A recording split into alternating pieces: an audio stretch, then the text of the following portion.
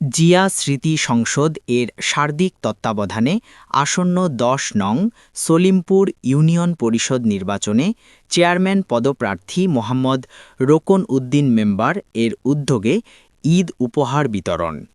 বিস্তারিত দেখুন মোহাম্মদ মোস্তফার ভিডিওচিত্রে।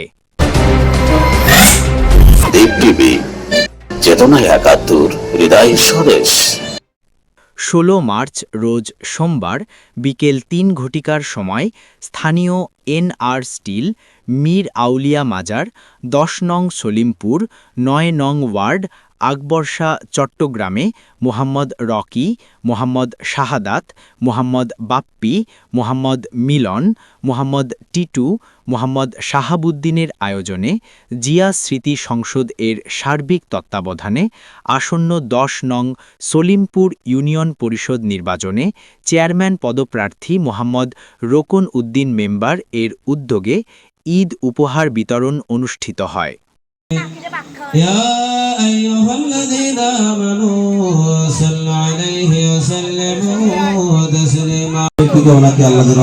চেয়ারম্যান হিসেবে আল্লাহ কবুল করে সকলে বলে আমিন।